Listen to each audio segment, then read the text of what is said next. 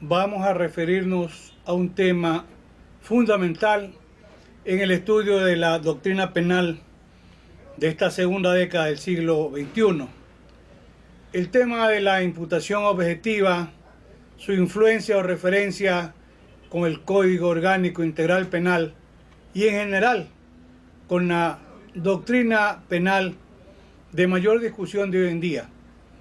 El profesor Claude Roxin en algún momento dado recuerda que hacia el siglo XIX es un momento alto en el tema de la imputación objetiva. Incluso dice que a partir de aquella época dejó de ser materia de profundas discusiones y estuvo más referida al tema de los delitos culposos.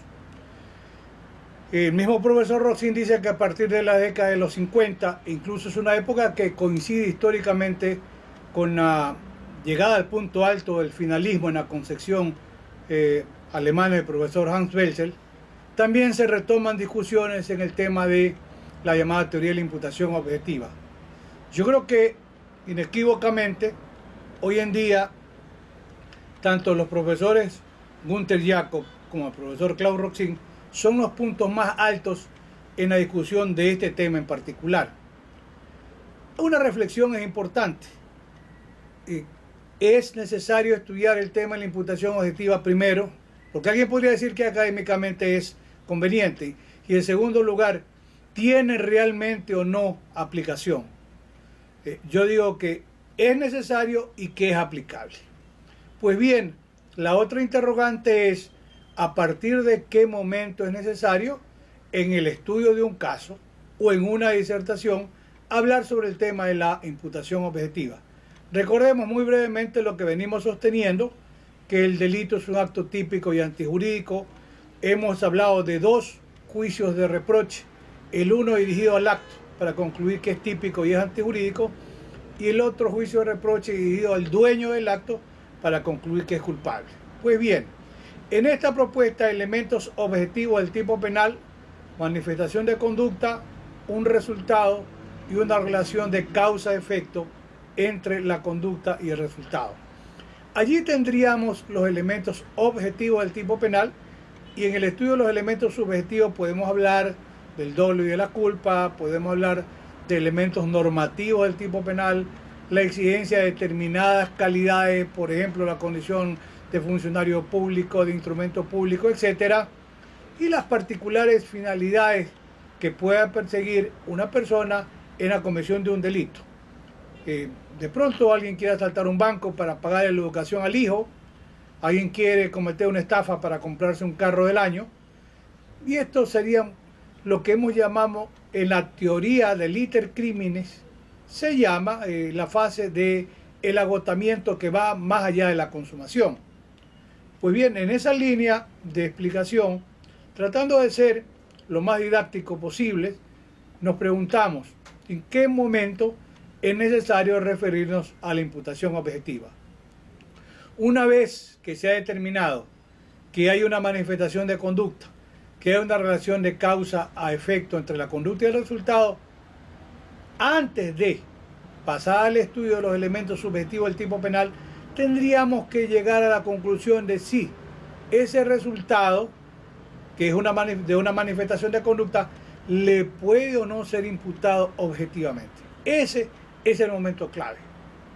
Como dice mi amigo el profesor Zaffaroni, el estudio del delito tiene que ser hecho de manera estratificada. No tendría sentido, por ejemplo, estudiar la antijuridicidad o juicio de disvalor o de reproche al acto si antes no hemos comprobado que la conducta es adecuadamente típica. Y antes de pasar incluso al estudio de los elementos subjetivos del tipo penal, debemos examinar si se puede o no ser imputado objetivamente el resultado. Pues bien, en los componentes de la imputación objetiva encontramos la primera reflexión o llamado principios o propuestas es referirnos al tema del riesgo socialmente permitido. La primera pregunta es, y el primer componente de la teoría de imputación objetiva es, ¿el ciudadano o la ciudadana actuó dentro del riesgo permitido o socialmente permitido, se lo prefieren? En los delitos culposos es más evidente y un poco más fácil, yo iría a trabajar con la teoría de la imputación objetiva, porque podemos apreciar, no es lo mismo en un caso dado, la actuación dentro del riesgo permitido. Por ejemplo, quien interviene quirúrgicamente tiene todos los insumos para poder intervenir, lo hace en las mejores condiciones, hay una evaluación previa a su paciente, etc. Está actuando dentro del riesgo permitido. Y por otro lado, en el caso de una intervención quirúrgica, si ese paciente o esa persona, por ejemplo, ha sido víctima de un accidente y esta persona tiene que ser conducida para ser atendida en situación de emergencia, es un caso excepcional, donde el riesgo tiene que asumirlo también el médico en función del caso que se le presenta. Fíjense, los casos no son exactamente iguales, pero si actúa dentro del riesgo permitido, su conducta sería ajustada a derecho. Pero además hay que considerar, como otro de los pilares de la imputación objetiva, un principio que es el principio de confianza. Yo digo, con ejemplos es fácil entender el tema. Quien conduce y lo hace de manera reglamentaria y transita por una avenida y está el semáforo en verde, debe presumir razonablemente que quien está con el semáforo en rojo no va abruptamente a interrumpir en la circulación. Y entonces estamos pensando en el principio de confianza, que los demás también van a actuar, ¿verdad?, acorde con la obligación que como ciudadano o ciudadana tiene. Posteriormente, y en el estudio de la imputación objetiva, vamos a apreciar la llamada teoría de los roles. ¿Qué significa? Apreciar si el ciudadano o ciudadana no se apartó del rol al que estaba obligada. Yo digo, en el caso de la intervención del médico, si le hace una valoración previa al paciente, si las condiciones de asepsia del lugar donde va a intervenir son de las mejores, si tiene cuidado de que en ese lugar hay una planta de emergencia por la posibilidad de un corte de luz, si tiene además el cuidado debido de que haya un fibrilador para poder cubrir la contingencia, por ejemplo, de una reacción o de un paro cardíaco.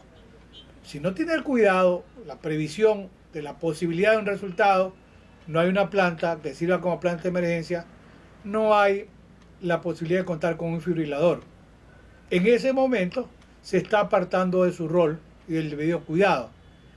Pero si ha tomado toda la previsión, ¿es posible que un resultado se produzca? Sí.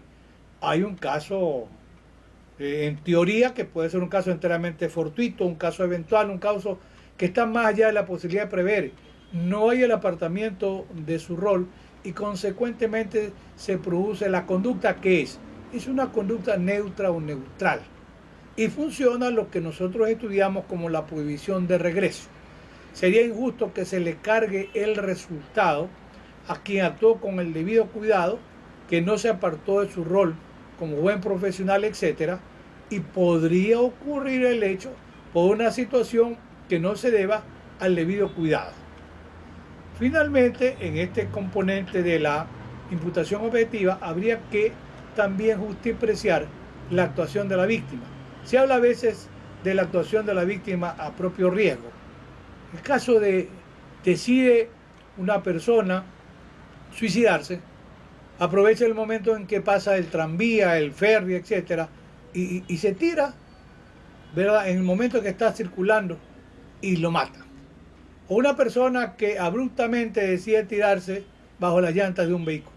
Fíjense, hay una asunción de la víctima en el propio riesgo. Hay otra posibilidad. En el caso de las intervenciones quirúrgicas, la víctima que no tiene el cuidado debido en el procedimiento postoperatorio. Allí podría acontecer que por una falta de la diligencia del cuidado del paciente, el paciente entre en un cuadro que puede comprometer su salud. ¿Qué culpa tendría el médico? Absolutamente ninguna. Podemos pensar en otros ejemplos, en el caso de los mecánicos que tienen que cumplir con una revisión por la que están cobrando. Podría haber un engaño porque no cambia, por ejemplo, la zapatilla de los frenos, podría ser, o el que tiene que dar mantenimiento a un ascensor y no cumple a pesar de que cobra por el servicio, o el mantenimiento vial, no hay señalización, hay montículos de tierra. O sea, hay casos y casos. Alguna vez se cayó una torre de propiedad horizontal en Medellín y se sostuvo después que eran fallas estructurales. Ahí tendrá que responder, por supuesto, el constructor. Si de este resultado de examen o análisis llegamos a la conclusión que actuó dentro del riesgo permitido, que no se apartó de su rol, si no se aparta de su rol, surge lo que se llama la prohibición de regreso. Entonces debemos concluir que no se puede imputar objetivamente el resultado. Fíjense que así es fácil poder entender en dónde ubicar y en qué momento ubicar la imputación objetiva en este desarrollo de la teoría del delito. Podría ser que una vez que hemos llegado a superar el tema de la imputación objetiva, podríamos encontrarnos en el estudio de los elementos subjetivos del tipo penal con otra posibilidad. Podría ser que medie un error de tipo.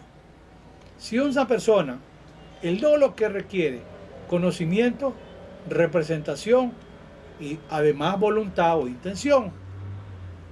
¿Qué pasa si una persona es víctima de un error insuperable o invencible con respecto al dolo? La conducta deja de ser típica porque le falta el elemento subjetivo del tipo penal.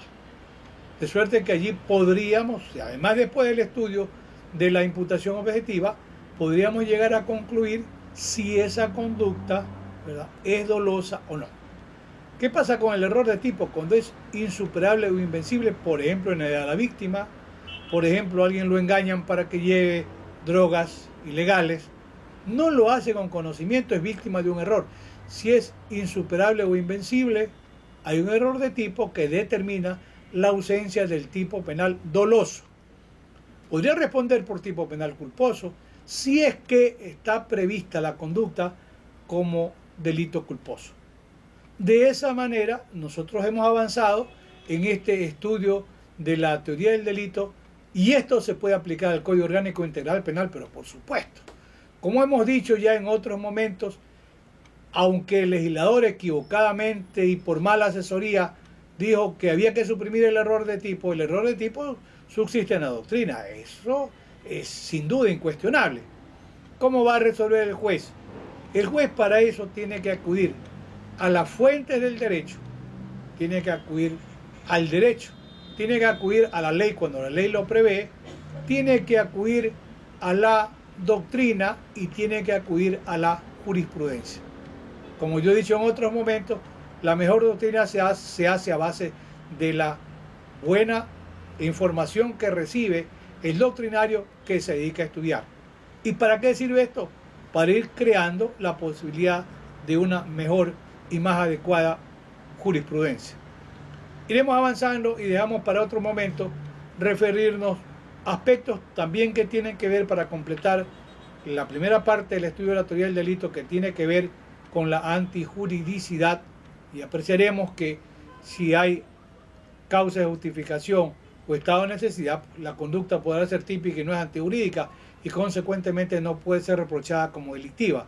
Y dejaremos para su momento estudiar sobre el juicio de reproche o juicio de culpabilidad, que tiene como componente imputabilidad, la posibilidad de un error de prohibición insuperable o invencible y la exigibilidad de la conducta.